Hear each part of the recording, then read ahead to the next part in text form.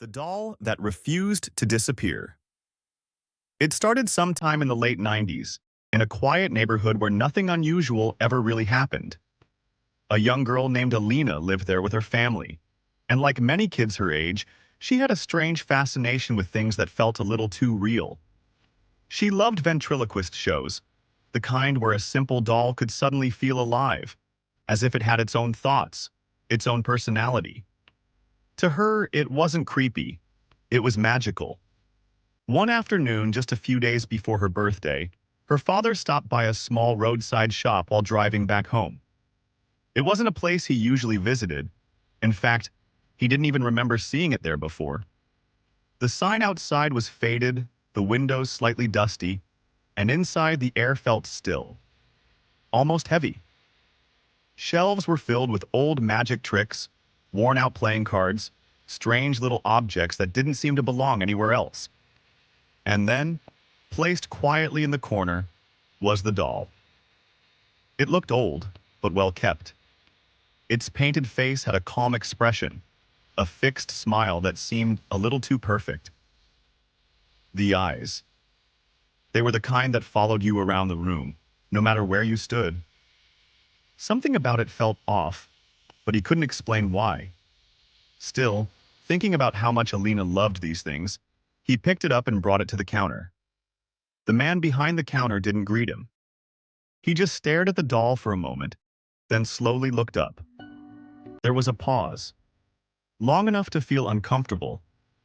Then he said quietly, "That one has a habit of not staying where you leave it."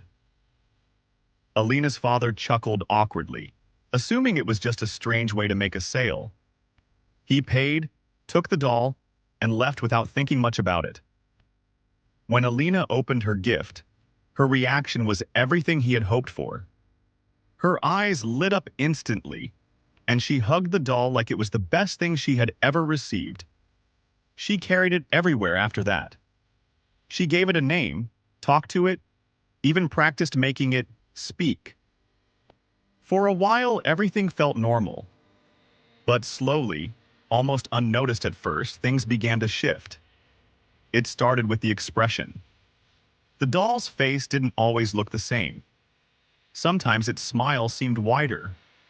Other times it looked almost serious, like it was watching something. Alina tried to ignore it, telling herself it was just her imagination. But even when she wasn't looking directly at it, she felt aware of it, like it was there, quietly observing. Her parents noticed she had started acting differently. She wasn't as excited anymore. She didn't talk about the doll as much, and she never left it alone in her room. That's when they decided to keep it locked away at night, placing it inside a cabinet in the living room. The first night passed quietly. The second night didn't. Sometime after midnight, a faint sound echoed through the house. It was soft, rhythmic, like light footsteps moving across the floor. Alina woke up first, then her parents, then everyone else. They all heard it. For a moment, no one moved. Then, assuming it might be the dog or someone walking around, they slowly made their way toward the living room. The house was completely silent. No movement, no sound. And then they saw it. The cabinet door was slightly open, and on the couch, facing them, was the doll. No one said anything at first. They just stood there, trying to make sense of it. Someone must have taken it out. That had to be the explanation. But no one admitted to touching it. And deep down, all of them knew. Something didn't feel right. From that point on, the atmosphere inside the house changed. The nights became heavier, longer, uncomfortable. A few days later, Alina's cousin came to stay with them. He didn't believe in any of it. To him, it was just a toy, nothing more. But one afternoon, while he was alone in the house, he heard a voice from the living room. It called his name. Clear, familiar, calm. It sounded exactly like Alina's father. Confused, he walked downstairs, expecting to see him. But the house was empty. And there it was again. The doll. sitting on the couch, in the exact same position. He didn't stay alone in that house after that. Soon, it wasn't just one person experiencing things. Everyone started noticing something. Soft footsteps at night. The feeling of being watched. Sometimes even hearing their names being whispered when no one else was around. It wasn't constant, but it happened just enough to make them uneasy. Just enough to make them believe that something was wrong. The doll was no longer just a toy. It had become something else. Something they didn't understand. Fear slowly took over. They stopped leaving the doll in open spaces. No one wanted to touch it anymore. Eventually, Alina's parents made a decision. They needed to get rid of it, not throw it away, destroy it. They took it outside and placed it over an open flame, expecting it to melt, burn, disappear like anything else would. But it didn't. The fire burned around it.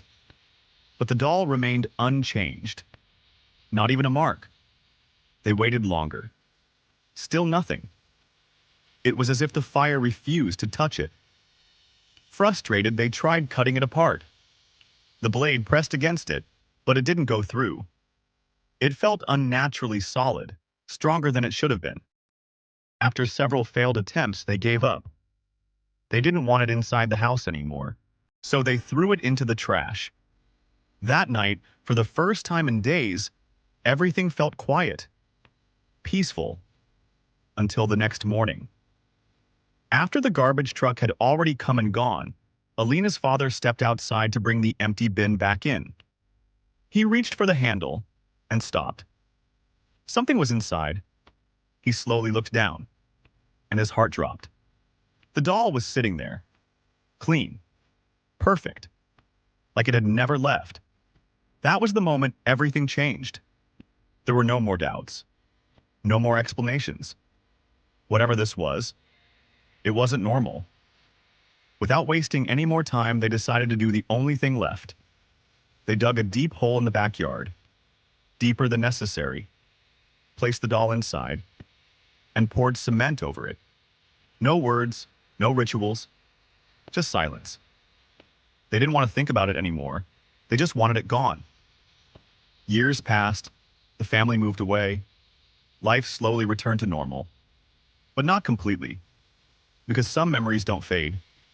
And sometimes, late at night, when everything is quiet, they still think about it, about the doll, about what they buried.